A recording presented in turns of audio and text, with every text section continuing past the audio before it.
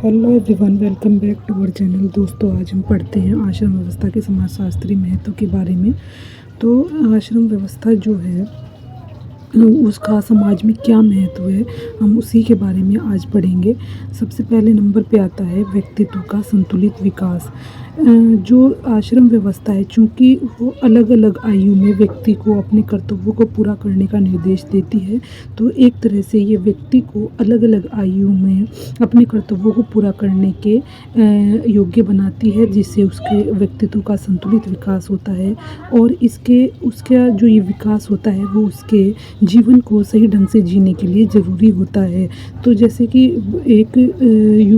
किशोर अवस्था में व्यक्ति के पास किसी तरह का कोई भी वो नहीं होता है, अनुभव नहीं होता, लेकिन वक्त के साथ साथ उसका अनुभव बढ़ता है और वृद्धावस्था में उसके पास एक अनुभव होता है अपने काम को पूरा करने का, वो समाज के काम आता है। तो इन सब के लिए जो है व्यक्तित्व के संपूर्ण एक विकास के लिए जो है आश्रम व्यवस्था बहुत महत्वपूर्ण है। दूसरे नंबर पे आता है मानसिक विकास में सहायक। क्योंकि हम किसी भी जो हमारी जिम्मेदारी है उन्हें तभी पूरा कर सकते हैं जब हम शारीरिक और मानसिक रूप से स्वस्थ हों। तो जो ये आश्रम व्यवस्था है वो इसी तरीके से बनाई गई है जिससे कि व्यक्ति मानसिक रूप से सबल हो सके, ताकि वो जो उसके सामने जो जिम्मेदारियां हैं, जो मानसिक रूप से उसे कुछ चीज़ों को पूरा करना है, उसे सही ढंग से वो पूरा कर सके। तीसरे नंबर पे आता है मानवीय गुणों का विकास। जो आश्रम व्यवस्था है वो व्यक्ति में ऐसे गुणों का विकास करती है जो उसकी स्वार्थवादी जो मनोवृत्ति है, स्वार्थ मतलब एक व्यक्ति में जो अपने लिए स्वार्थ होता है, उसकी मनोवृत्ति पर वो रोक लगा सके और उसमें कुछ ऐसे गुणों को पैदा कर सके जिससे कि समाज का विकास हो, जैसे कि पारस्परिक सेवा, कर्तव्य पूर्ति, बंधुत्व और सहिष्णुता के गुणों को विकसित करने का प्रयत्न।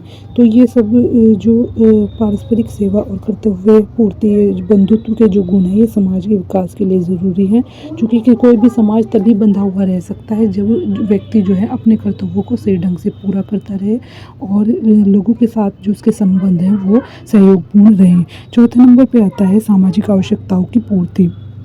जो आश्रम व्यवस्था है ये एक आध्यात्मिक व्यवस्था ना होकर एक ऐसी व्यवस्था है जो कि व्यक्ति को समाज से जोड़ती है। इसे एक अलौकिक विश्वास न मानकर एक सामाजिक आवश्यकता की पूर्ति के साधन के रूप में हम ले सकते हैं, जो कि हमें बताता है कि व्यक्ति को अपने परिवार के जो दायित्व हैं या समाज के प्रति उसके जो दायित्व हैं उन्हें पूरा करना चाहिए, अन्यथा वो मोक्ष प्राप्त नहीं कर सकता। मोक्ष का मतलब जो होता है वो होता है कि जो एक संतुष्टि की जो भावना है, एक संतुष्टि जो होती है व्यक्ति को अपने जिम्मेदारियों को पूरा करने के बाद ही होती है। तो समाजशास्त्री जो भाषा में इसे मोक्ष कहा गया है।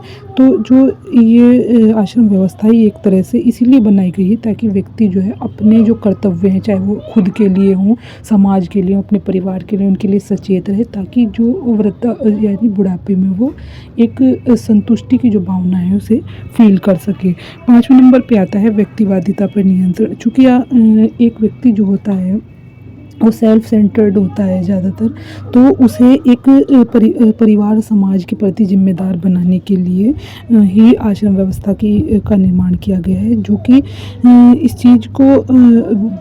चीज़ को बढ़ावा देता है कि व्यक्ति अपनी जो व्यक्तिवादिता यानी खुद के बारे में सोचने की भावना से आगे निकलकर उसे अपने परिवार समाज के बारे में भी सोचना चाहिए। उसे जो समाज के लोग हैं उनकी वो जितनी मदद कर सकता है उसे करनी चाहिए और एक सहयोग की भावना के साथ जो है समाज की जो व्यवस्था है उसे बनाए रखना चाहिए, ना कि सिर्फ उसे खुद के बारे में सोचना चाहिए। छठे नंबर पे आता है व्यक्ति और समाज की पारस्परिक निर्भरता। चूँकि जो व्यक्ति है वो समाज से जुड़ा हुआ है, समाज में रहकर ही उसका सभी तरह का विकास होता है। तो जो ये आश्रम व्यवस्था है ये बताती है कि व्यक्ति जो है समाज के अधीन है। क्योंकि अगर उसे समाज से अलग रखा जाए तो व्यक्ति एक जंगली की तरह होगा। तो इसलिए जो समाज के साथ उसका संबंध है उसे मजबूत करने के लिए भी आश्रम व्यवस्था का निर्माण किया गया है। सातवें नंबर पे आता है आध्यात्मिक विकास का आधार।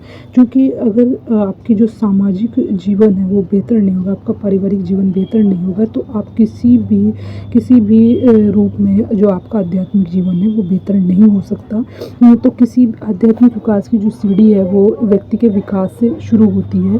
तो अगर कोई व्यक्ति अपने जो पुरुषार्थ हैं, जो उसके यानी उसके जो कर्तव्य हैं, धर्म, अर्थ, काम, मोक्ष के, अगर उसे वो सही ढंग से पूरा करता है तो मोक्ष की जो प्राप्ति उसे आसानी से हो जाती है। मोक्ष का मतलब होता है कि उसे एक संतुष्टि की भावना तभी आएगी जब वो अपनी पुरानी जो उसके जो पहले से जो उसके ऊपर ज़िम्मेदारी है उनको पूरा करेगा और अंत में वो जो है एक संतुष्टि की भावना को फ़ील करेगा। तो ये थे आश्रम व्यवस्था का समाजशास्त्रीय महत्व, यानी आश्रम व्यवस्था जो है समाज के लिए किस तरह महत्वपूर्ण है और किस तरीके से वो समाज की सहायता करती है। तो आई होप आपको ये आपको समझ में आ गया होगा। वीडियो देखने के लिए आपका बहुत बहुत धन्यवाद।